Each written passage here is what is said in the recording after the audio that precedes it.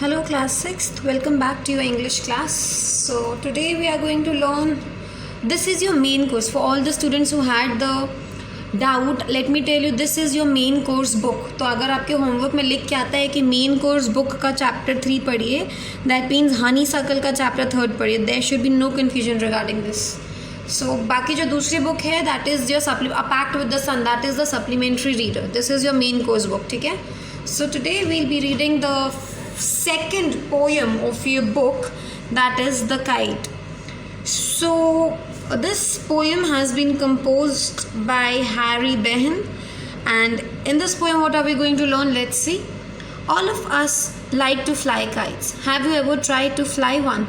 हम सबको काइट उड़ाना बहुत पसंद आता है. मतलब सारे ही बच्चों को जनरली काइट्स के साथ उड़ाने वगैरह मज़ा आता है उन्हें करने में ये चीज़ें. तो ऑब्वियसली आपको भी आता होगा. क्या आपने कभी उड़ाकर कोई काइट फ्लाई करके ट्राई किया होगा. Maximum of most of you must have done it. Let's see. इस पोएम को पढ़ के we are going to see कि जब हवा में फ्लाइट होती है in the sky, what kite होती है, तो क्या क्या चीज़ें होती हैं. So before that let's learn how to recite a poem. So I will recite it for you people. How bright on the blue is a kite when it's new. With a dive and a dip, it snaps its tail, then soars like a ship with only a sail. As over tides of wind it rides, climbs to the crest of gust and pulse, then seems to rest as wind falls. When string goes slank, you wind it back and run until a new breeze blows, and its wings fill and up it goes. How bright on the blue is a kite when it's new, but a raggeder thing you never will see when it flaps on a string in the top of a tree. Composed by Harry Behn. So this is basically how you recite a poem. मतलब सारे ऐसे नहीं होंगे, but what basically have to see कि ज़रूरी नहीं है कि सारे वर्ड्स आपस में राइम करें. There is not a compulsion. अभी जैसे जैसे आप बड़े होते जाएंगे यू विल रियलाइज़ कि ऐसा बिल्कुल भी ज़रूरी नहीं होता है कि एक पोएम में सारे के सारे वर्ड्स जो भी हों वो आपस में राइम करें. ज़्यादातर पोएम्स आपकी जो आएंगी that will not have rhyming words. So as you see in this poem I will basically start explaining you what the poem means to say. ठीक है. सो लेट्स हाँ.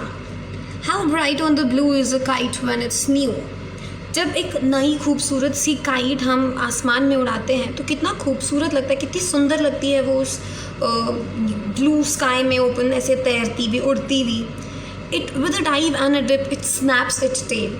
अपने यह डाइव एंड अ डिप के movements बता रहा है कि कभी ऊपर जाती है कभी नीचे आती है, तो अलग अलग तरीके के मूवमेंट्स करते हुए जो स्नैप यहाँ पे आवाज़ के लिए कह रहा है. तो जो आवाज़ आपने भी एक्सपीरियंस किया होगा जब ऐसे उड़ते हुए जाती है तो पीछे का जो स्ट्रिंग वाला एरिया रहता है जहाँ से आप उसको डोर से जोड़ते हैं वहाँ पे वो स्नैप करता है, बार बार ज़ोर से हिलाता है तो उससे आवाज़ आती है. उसी आवाज़ की बात आ रही हो कि जो काइट है उसकी टेल से ये इस एरिया से जो आवाज़ आती है बार बार स्नैप करने की उसकी बात हो रही है. तो कितना खूबसूरत लगता है वो पूरा का पूरा माहौल.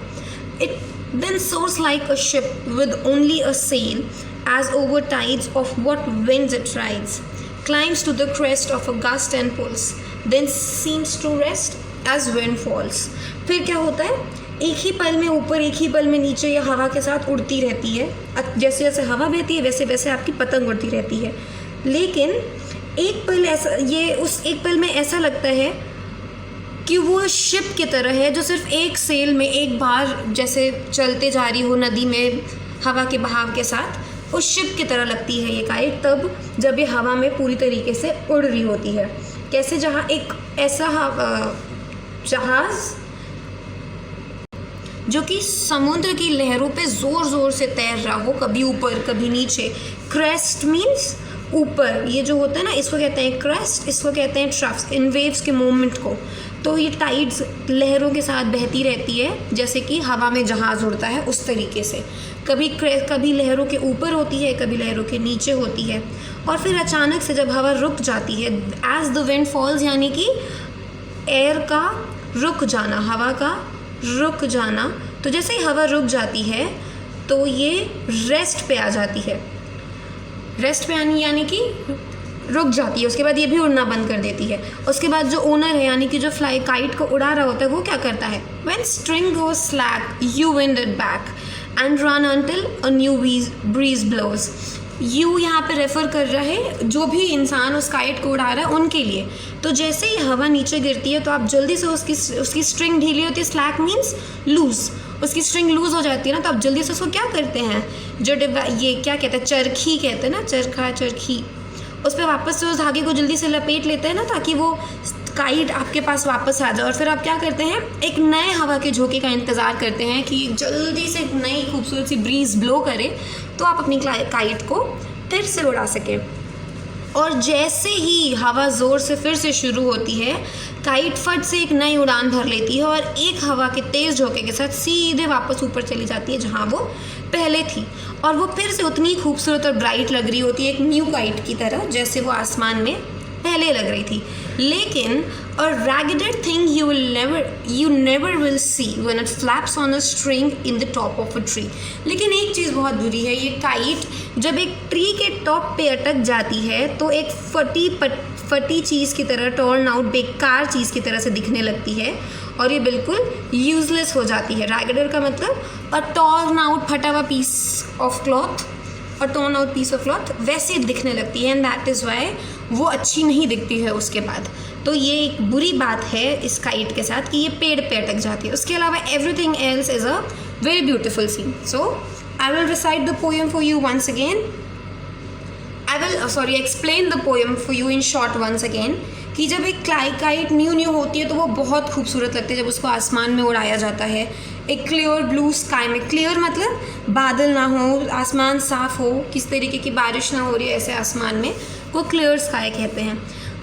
फिर वो एक अच्छे से हवा में बहती उड़ती रहती है, जैसे कि एक शिप की तरह, जो कि एक जहाज़ जो कि नदी के वेव्स के साथ बहुत तेज़ी से हवा में उड़ रहा होता है, उस तरीके के जहाज़ से ये रिजेंबल करती है। कभी शिप कभी वेव्स के टॉप पे होती है, कभी वेव्स के नीचे होती है। लेकिन जैसे ही हवा बहना रुक जाती है, ये भी रुक जाती है, जैसे कि एक समुद्र में, बिना लहर वाले समुद्र में रुका हुआ जहाज़।